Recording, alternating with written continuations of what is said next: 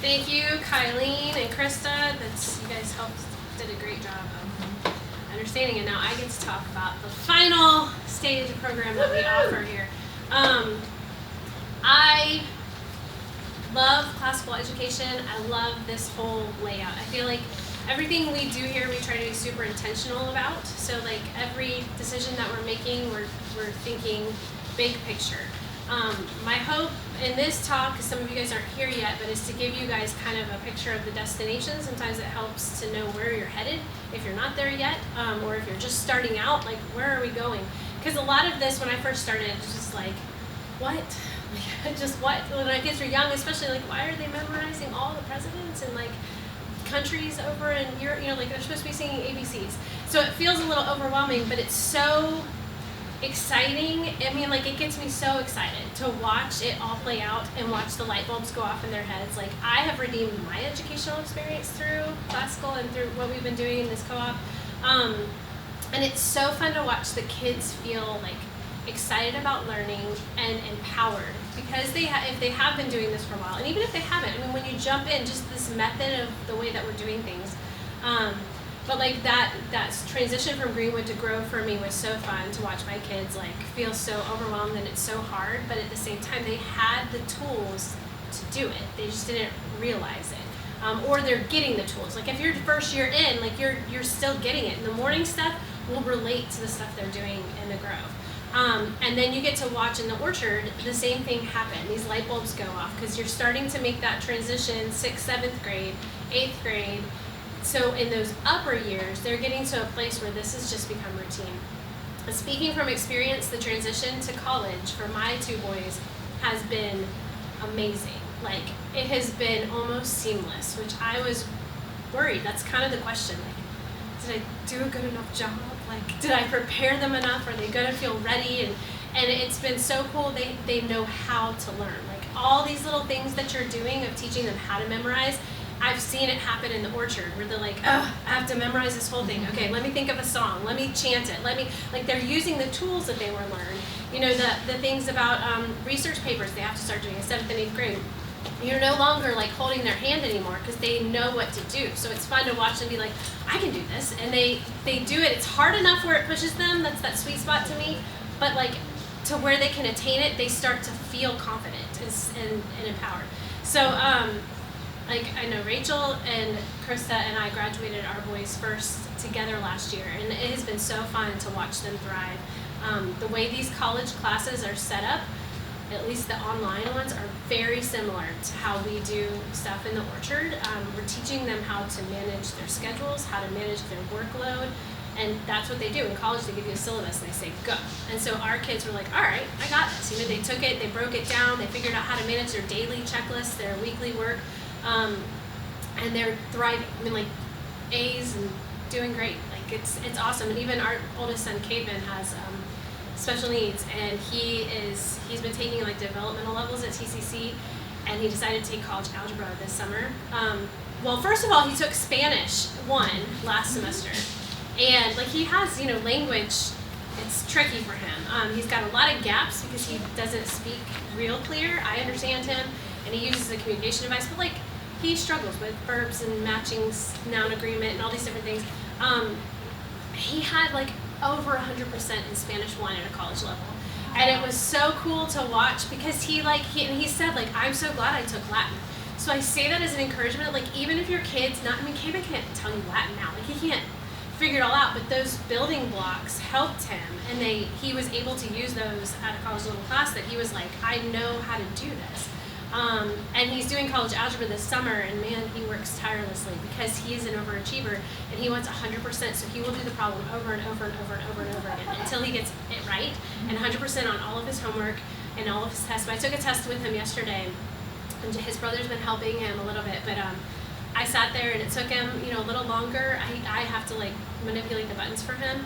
But I mean, they're talking like function of x, g of x, fractions, all these things, and I'm looking at the screen like, oh, there's no way he's gonna get this, and like graphs and like all these weird parentheses or whatever, and he'll tell me, he's like, parentheses, no, bracket, parentheses, you know, like telling me what to type, and he missed the very last problem. He got like one part of it wrong, and he got like past it, and I was just like, I don't even know what this means. Like, it was just cool to watch. But I do, anyways, just as an encouragement that this stuff works, we're trying to provide for you guys a program here from all the way up.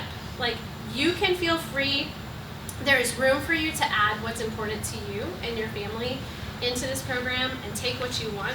But you also can sit back and relax and know that it's covered. Like the high school classes that they need, the middle school classes that they need to go on a transcript, to do the things. If they want to go to college, you're set up for that. You don't need to, like, I would say, have fun with adding in the extra that your family wants to do. Spend the time on whatever it is that you want to do. But don't feel the need to add in all these extra programs, because it really is enough. I know when they're little, especially, I mean, you need to teach them how to read, and they need to practice writing, but I always felt this like what other second graders know? I'm sure my kid can spout off all the presidents, but do they know how to do this science thing? And it will come. Like, just trust the process. It comes. They will have a well-rounded education. Do not worry. Okay, so the orchard is, we have picked, so there's basically now, 6th, 7th, 8th, 9th, 10th, 11th, 12th. No, that's not 11. No, 11. But no, I'm saying total. 6th, 7th, 8th, 9th, 10th, 11th, 12th. 7 levels, yes. So it spells out the word orchard. We've picked a character trait that we want to kind of focus on in each level of the orchard. So for the 6th graders, that's the O, and we're really trying to focus on ownership. So for the first time, having these kids really start to take ownership for their responsibilities and their work. The R is for respect. These kind of just get woven in, but it's the idea of teaching the kids to respect themselves, respect the authority, respect their checklist, respect their school, like to live life with respect. And if you want to use these at home and expound on them, you can. The C is for charity. That's the 8th grade year. The H is for humility. 9th grade year, the A is for accountability. In 10th grade, the R is for reverence. And 11th grade, and the D is for discipline in 12th grade. Our goal overall is that we want to use our material and all things that we're doing to help our kids develop, to see the world through a biblical worldview, to know who they are, and to know who God is, and know that whose they are. That we want them to not feel afraid of what the world is going to throw at them, to be aware and to know how to defend their faith and feel confident and to own their faith, that it's their own as they lead. I'm sure you've heard all the statistics of all the people and all the kids. But the way that we do that is through conversation and through tackling hard subjects together and trying to continually point them back to Jesus. So the way that they do that is they are given a guide, and they actually do their work the week before they come to class. And so when they come to the class, it's like the end of their week. It's like their day 7, if you were to say. And that's your day 1 as a community, but that's, you go over each subject. They spend roughly 40 minutes of each subject. So it's different than when here they're rotating and doing all the different things. Up there, they're in the same room pretty much the whole day. I'll go over that. But they get together, they talk about the material they did. They might turn in a paper, they might read their papers. They might take turns leading some of the material that you're going to go over, the subject material. You might read together in class, you might read at home, and then just have great conversation. But the conversation part is what they love. It's what excites everybody. It's where you find that true community, that true fellowship. I will encourage you strongly that we found that community happens when the kids are doing the work. And so I was going to talk about this too, like our parent roles and our student roles. So you're wanting, like, when the kids are younger, you're the one being the teacher all the time. Like, you're telling them what to do, telling them what to do. Like, they're dependent on you for their math lesson, for their reading lesson, whatever. As they're growing up here, you're taking more and more of a seat, like, next to them. And so what we really want to encourage in this, like, especially, it starts in the Grove, but really in 7th, well, I guess 6th through 12th, is you're now given the workload that becomes, like, the thing they're pushing against, so that you can come alongside of them and be like, oh, I know that's so hard, but we can do this. You can do this. Like, you become more of that cheerleader together helping them. Your job does not stop. I need to tell you that. Like, I think so often you think when you get to middle school and high school that you get to now say, like, okay, somebody else is doing it or they're doing it. But it doesn't. I really encourage you to be strongly involved. It is easy to do that. There is a level, so there's a level of you getting to take a little bit of the pressure off. That is not all on you to master chemistry and teach them perfectly.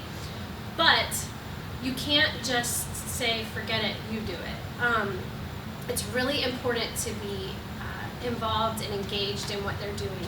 I know that my rising ninth grader had a habit last year of check. I did everything, and I'd be like, so finally we had to get into a habit. I'm like, okay, we're gonna sit down on Fridays. I want you to show me your workbook. Let me look through this. And I'd look through it and I'd be like, this, you didn't even write a word here. You didn't even write the right word. You know, like what, you're just scribbling. He was just trying to check boxes. That can easily happen. You've got to be diligent to be the parent and sit alongside of them and make sure, hold them accountable that they're doing the work.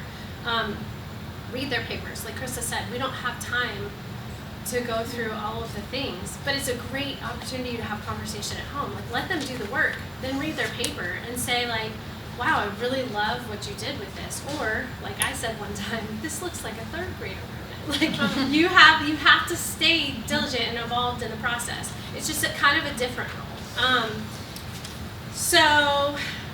I was gonna say just that idea of the kids, you know, we give the option when they're like, especially in the high school level, well, only in the high school level, that if they've taken the subject, some people have been on different paths, especially if they were in school and they're transferring out over to us. Like maybe you did that science already, so you can opt out of a strand and have a study hall. But again, I would say that I would strongly encourage you to have your children prepared enough to at least engage in the conversation in a given week. It does kind of disrupt or pull away when they have to step outside and go into another room. They miss out on what the class is experiencing together and some of that fellowship that's happening. Again, it happens, so there's room there. But if you're starting now and you're projecting, I would encourage you to try and stick with it, because it's really fun to watch their personalities come out and how they all like engage the subject material and look at it from different angles, even if maybe they are familiar with it, to hear like the different perspectives. When the kids just don't do the work, they end up feeling really bored if they are a part of the class. They get easily distracted. They feel totally disconnected because they can't relate. Like the kids are talking about what they studied this week and they're like, didn't. So it's possible, but I just strongly encourage you as much as possible, have them at least, you know, prepare for the class. Okay, so I'm gonna pass out to you guys. Now I'm gonna tell you, you know, we were preparing for this greenhouse. So this is imperfect, but I did my best. Last night after I printed these, I was like, oh, I meant to add a grammar column. I'm gonna have you pass these out. But these are kind of, we'll keep one. This is our like scope and sequence. So we were leaning on a program called MasterPoint, which is what somebody developed for Claritas, and we're slowly kind of developing our own orchard. It's still using MasterPoint, but we're able to like customize this a little bit more. So like instead of it saying climb 1, climb 2, like it says in your info packet, we're changing it now. So it says 07, 08. Instead of these guidebooks being 32 weeks, they're going to be 28 weeks that match with our community. So we're trying to make those modifications this summer. Please pray for us because it's a lot of work. But this is the basic scope and sequence if you want to take a look, the trajectory of where they're headed. So for our language, we are going to start trying this year. Our 6th graders are going to add in a book called Prima Latina, which is Memoria Press puts this out. From my understanding, it is pretty simple. I don't know how much time they're going to have to go over this in class, but I strongly encourage you guys to do this at home if you have a 6th grader. It's like numbers and months of the year, a lot of vocabulary and like basic understanding of Latin that we think will help with that next stage of doing more Latin. It's going to help them unpack the memory work just a little bit more. That Orchard Junior year, what we've decided to create is a program that is, they're still young. We want them to still have the memory work, still go through the rotations that they were doing. But we've often found that at that age, they're tired of singing the songs. They're tired they're ready for more. They want homework. They want to do more. They're eager. It's like an excitement. Like they want to do it. You don't get that later on. So we wanted to step it up a little bit by giving them a little bit of homework to do, a little bit more accountability, a little bit of ownership, and to to kind of, it's a bridge. It like helps them prepare for this. The jump to 7th grade is huge. Just go ahead and tell you guys that. From the younger elementary program, the way we do things here, to homework and check every single day, and you know, like it's a jump. It's a different program, but that's what happens in middle school and high school. I used to be sad about that and like long for the days we could all sit in a circle and sing a song. But there's a reality, like you got to step it up. Like no matter what you do, no matter what curriculum you choose, no matter what program you do, middle school and high school is a little more rigorous. So they are doing some things to have some accountability, but they're able to still engage in the memory work and stuff. So they'll go through rotations for science. They'll do the science experiment. If you want to get the ebook at home, you could, and do a little bit more with them or dive in a little bit more through the week. They start doing this philosophy logic book called The Thinking Toolbox. It's a very easy read. They read like a chapter a week and they come back and discuss it. It's not really super complicated, but gives them a little something, and they love the material in there. Their literature, again, so this is where it's tweaking. It's not all allegories. There's 3 allegories and 1 not. But they're really great books. They read The Magician's Nephew, The Lion, the Witch, and the Wardrobe, The Bronze Bow, and The Bark of the Bog Owl, which if you haven't read that, it's part of a Wilder King series, and it's the first of a trilogy, and it's written in the life of David and Saul, like as an allegory of that. Allegory is the right word, right? I think so. Okay. So Bronze Bow is not, so it's almost all allegories, but I didn't want to write almost all allegories. So we might switch up. But anyways, they get to read these great books, just 4 books, so 2 a semester, and they just come to class and talk about it. And it was all of the kids' most favorite thing last year. Because it's very kind of, it's reasonably paced, and it gives them a chance to just talk about books and characters. When they go into 7th grade, they're going to start reading a book and writing essays about the book. So they get some discussion, but not a lot. And as it progresses through, it becomes more and more books, more and more essays, and they get less of that just conversation time. So in the 6th grade, they just get to talk about the book. For the history and humanities, they are going to go over the Claritas memory work for history and geography, but then they're going to spend time, like we said, listening to Story of the World and drawing out the maps each week. And then we kind of have at the end of every year this like showcase thing, so it's the glimpses of history. In our middle school, 7th and 8th grade, we're having them do Latin. We want them to, we do believe that Latin is like kind of a foundation for all languages. There's a lot of great studies and lots of enthusiasm behind Latin. I can give you some people to talk to if you want to really understand why in the world are we learning Latin. I do find it incredibly valuable, so we wanted to, and we want them to connect the dots. It's in their memory work. We want them to start to unpack it, just like they did with the English language. They can do that with the Latin language for 3rd, 1st form, and 2nd form Latin. Beyond that, we are dropping the language for our high school because we found that a lot of the kids want to learn a more practical language, and for college transcripts, you need to have 2 years of a foreign language. So some take Latin, some don't. So you could have your kid take Spanish, you could do French, and the way we've decided to do that is like as a class, if the kids all want to do Spanish, you know, like they could meet, one of the moms could teach it, or there's options at like Libertas, you can take a la carte classes, you can do Florida Virtual online, or your kids might do dual enrollment later and they can take the college credit and the high school credit for it. So if you can see here, in 9th grade we switch and we do have somewhat of a math strand. Throughout our whole co-op, everybody does math on their own. So this is not replacing a math curriculum that you will need to do like Algebra 1 and Algebra 2 and geometry and whatever else you're deciding for math.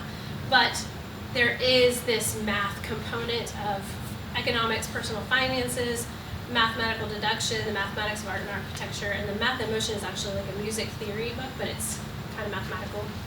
So they do have something to do with math. The sciences, as you can see, they go all the way up. We're still kind of tweaking the 9th grade. This current 9th grade class has not had physical science yet because we did things a little backwards.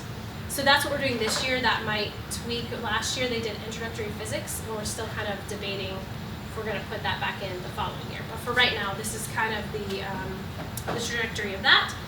The logic, as you can see, and we talked about it yesterday, but just teaching these kids to be critical thinkers.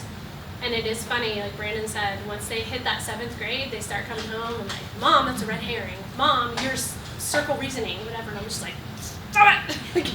Like, you're like, great, I'm glad you're learning, but you cannot use that against me. I can do whatever snowballing and circular reasoning I want to. But they do start, it's fun to watch them start to argue. Like, as much as it drives me nuts, they are learning how to be critical thinkers and how to view the world critically. They argue with each other, they become critical about other things. So you have to, but that's part of life, right? Tailoring that, learning how to be critical but not judgmental, how to teach them how to be loving and caring about other people. So as, like last year, we did the comparative religions with our 11th graders, and it was so neat to have these great conversations as we learned about all these different religions, about where people are coming from, their different perspectives, and not being confident in your faith, but not demeaning towards others and arrogant. Like, we ask the kids, do you really know what you're talking about? Do you really know what you believe and why? Can you give an answer without just giving out the Christian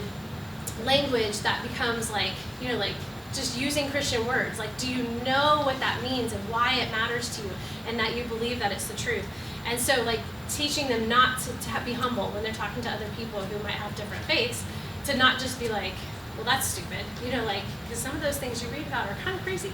But they would look at us and say, we're crazy too, when you really think about our faith, that we believe a guy rose from the dead and that's what we worship. That there's a lot to our faith that is almost become normal for us, that we just spit it out.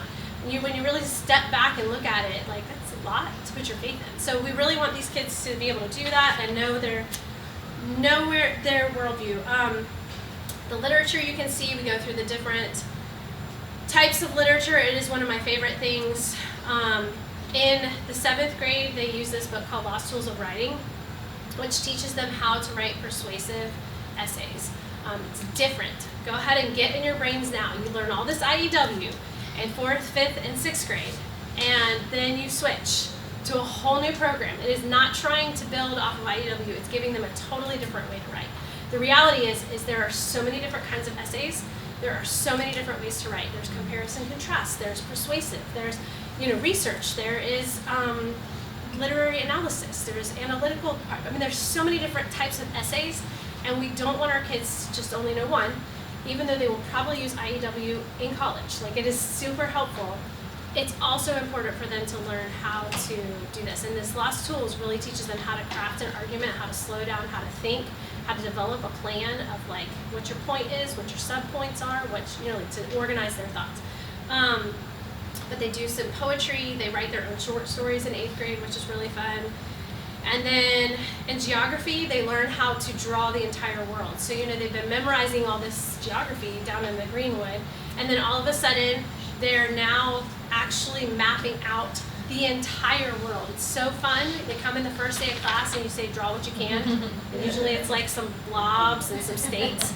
And by the end of the year, their quiz is they sit there and draw the entire world, you guys. Every country, every rivers, states, cities, however, but this is how much you're doing at home with them. Like, are you reinforcing this? Are you making this a priority?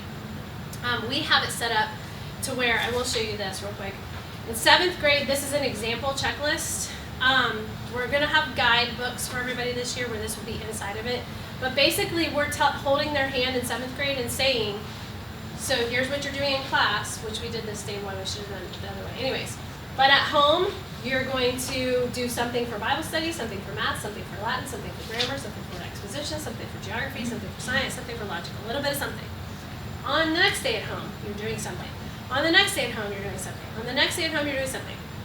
Now, as they get into the halfway through 8th and onto the high school years, you just say, this week you have to read 7 pages. They can break it up however they want to for that subject. They could do it all in one day if they wanted to. But we're trying to show them in 7th grade, doing a little bit each day helps you accomplish the goal, helps you touch on each subject each day. It really is the best way, in my opinion. My older kids last year my 8th grader decided, I've got an idea. I'm going to do a subject today or whatever. And it was not good. And he ended up saving the hardest for last. So then it was like Fridays, he wanted to go play, and he's like, but I got all this work to do. I just can't, Mom, can you just not make me do it? And I'm like, listen, you chose to do it this way, so you have to live with the consequences of that. So that's the kind of stuff you're going to deal with these high schoolers. So these map things, back to that, like each day they're drawing a map and labeling it. Each day they're writing down these terms. Each day they're studying it. Like they're coloring their best map at the end of the week and they're bringing that to class. So they should have like 4 maps by the end of the week. So that's how they're learning it. It's not that they're just, poof, you learn how to draw the world. Like they've got to be drilling this at home and practicing it at home. And so, I mean, knowing where you're going to, maybe you do that if you're older kids in the Greenwood. That's why we're doing it in sixth grade, that they take this stuff and they draw it, or they play with it, or they find the stuff on the maps. Grammar is one thing I didn't have on here. So in Orchard Junior this year, like Krista said, they are on their own. They're going to do the fundamental grammar. They're going to do IEW. They're using a book, I forgot to grab it, about Narnia. Since they're reading Narnia, it's the same kind of IEW, but it's going to take a passage from Narnia and they're going to write an essay on that. So they're doing it a little bit different. The timing won't be quite the same, but they are getting the same content. So your 6th graders will get the grammar. In 7th grade, and 8th grade, we do fix-it grammar. So it's really kind of on their own. They don't spend a lot of time in class, but we wanted to make sure that you're at least still continuing those skills, that you're not just dropping off grammar, because I think it's one of those things we probably, if we're all honest, none of us are masters in grammar. It's like hard and it changes, and when to use commas, there's all different opinions on that. So keeping it fresh in your kids' minds is important. So, and we're going to add in, at least for 10th, 11th, and 12th this year, I think, there's these books called Analytical Grammar, and they go with the literature that you're doing, the authors for the time period that you're doing. And again, this is just something at home, a little workbook that they can be doing that helps them with correcting sentences, finding nouns and verbs in sentences, learning some of those grammar rules. It's not meant to be rigorous. It's something just to keep it fresh in their minds that they're practicing that grammar. And so then you can see our history. And then I just wanted to touch on these showcase things. So in 7th grade, they're going to participate in Science Fair, which is really fun. It's a huge project. They start talking about it at the end of the fall, and it's in like February, so they have all of Christmas break to be working on their Science Fair. We do that here in the lobby, and all the kids, they display the projects. Our science classes will rotate through and look at the projects, but we have judges. Last year we had legit judges that were hard, and it was good. And they give awards and they give prizes for the kids, so that's always fun to watch. And then in 8th grade, they get to do a mock trial, which is amazing. They spend a whole semester going through a case and assigning the different roles. And then they get to go to the courthouse and they compete against another team to see how well they act out their case in front of a real judge and jury members and get feedback, and it's really awesome. And then in 9th through 12th, you can see those, but they do things like in economics, they're going to also do a cost of living project where they figure out either how much they're currently costing their family, like what percentage of the family's income is going to pay for them, or they come up with a way, like a career that they want to choose, and they have to see how much money they're going to make, and then what percentages of those monies are going to have to pay by the time you pay for utilities, and you pay for your house, and you pay for groceries, and you pay for gas, and they kind of do a projected thing. They do debates, which they learn how to stand up. It's a public speaking stuff, but they also learn how to think critically and on their feet. It's intense to watch. They do an art grade. They create their own original, unique piece of art, and they get to present it before a panel and do all the research on how much it's going to cost and all those kinds of things. And then they get voted, they get a big check if they win. And they do a big music theory project. So they actually get to do this music theory class. So all those little xylophones you're playing down in the thing and learning about notes, they're gonna go a little deeper with that. Now this is, that doesn't mean that they have to be musicians, but there is a part of this that's just understanding how music works and how math works. And so they get to come up where I forget what we do with the transpose a piece of music, and they do some different things with music. It's pretty cool. So that gives you a trajectory for what is to come. There's a couple things not on here. We do an elective class for our 7th and 8th graders combined, and our 9th and 12th graders get to do an elective. Last year we did PE and cooking for our 7th and 8th, and then last year we did drama and cooking for our 9th through 12th graders. It was a blast, and I'm sad that I broke the news last night to some people that we're picking new ones every year. Hopefully we'll get to a place where we have like 8, so kids will get to cycle through and do them all. Like cooking will come back, so they'll get to do cooking, but it's not going to be this year. I know that we're going to do art the first semester, and Kimberly is going to be helping us out with that. She's got some really neat stuff we were talking about in planning, where it's going to be taking some of the skills that they learned, down in the Greenwood, but expounding on them. And I'm just excited to see these kids do more of an advanced level of art. And they'll be part of the art show. Yes, and they'll get to participate in the art show this year. And then we're still voting on the second one. So there's some things that are winning that I think people are going to groan about. So we'll just see. I don't know if we're going to open that up or let our 11th graders pick it. I'll just say that dance is one of them. But they're like learning like contra dancing, line dancing is something that's being discussed. So I don't know, but it's designed to be a break in the day that connects them together as a community, that is fun, it is light, there's not homework, but it's still learning and educational. And then the other big thing is our Bible study. This year we're going to be using something called the Bible Recap. It's a 1-year reading plan that we're going to have the kids go through, and so hopefully they're doing this on their own, and the way that it's designed is on day 7, that's in class. And we use something called DBS, which is Discovery Bible Study. We just read the scripture, we read it in a different translation, we have somebody tell us about that in their own words, and then we dive in and just say, what does this tell us about God? What does this tell us about man? How can we apply this? At the beginning, before you do all that, which I think is the best thing, is everybody goes around and talks about something that they are thankful for and something that they're a challenge they're facing. And it's the sweetest time of these kids. Somebody was saying last night that her first day of visiting, and she walked in, and right after you go to this assembly or whenever it is in the day, but for her, she walked over and she saw the kids open God's Word, and what a contrast that was to the environment her kid had been in.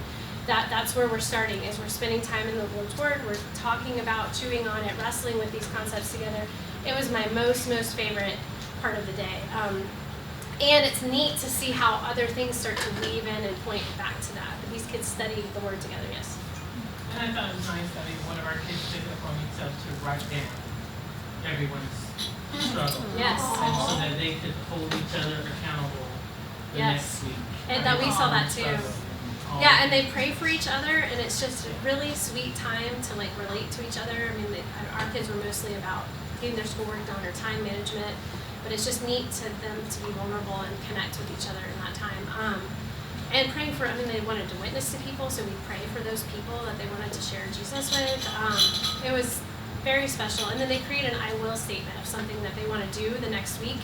And then again, there's that accountability to check in the next week. So it's a really, really special time. And then I think that was, the Bible reading, this Bible recap thing is designed in a way that we're wanting the kids to start taking leadership too. So we took turns being student leaders. You're setting them up how they can take this anywhere and teach the Word. All you need is the Bible. And you have the tools to be able to open it up and talk about it with other people. And they have, I was going to say, this reading plan is also on the Bible app. And so this year we're hopeful that you don't have to buy the book or download the things you can. We're going to have it in the guide, like the schedule. But the kids that are on the Bible app who have a phone hopefully can have community even outside of Mondays to be able to talk with each other about, like, isn't this verse interesting or whatever, as they read each day. Let's see what else I had, because we are out of time. This I wanted to touch on, the Book of Centuries. This is going to be for, I think we are going to put it on 8th through 12th. It is oh dear, okay, sorry. We are out of time. But it is a running timeline. So as the kids learn about key events and people, they write them into the squares, and they can keep this through high school. So once you purchase it once, you don't need to buy it again. And it's designed that by the end of their senior year, they have this like comprehensive timeline of all the facts they've learned about. They can see where it all fits. It's kind of fun when you learn about Western cultural history and how does that fit into American history, and like where do all these things fit when you have this comprehensive list. All right, closing with a quote. Homeschooling is not a race to the finish line. It's a journey of a million small discoveries that lead you along the path that God has marked out for you. So as all of this information is overwhelming, I'm hoping that you guys are able to embrace whatever stage you're in and just like take it in and absorb it, knowing where you're coming. I used to kind of push this stuff aside if I wasn't in the orchard yet. But it's good to know where you're going, but to focus at the moment that you're in. If you're in the orchard, focus on that. And with that being said, we're gonna pray. Okay. And So okay. we're gonna, yeah.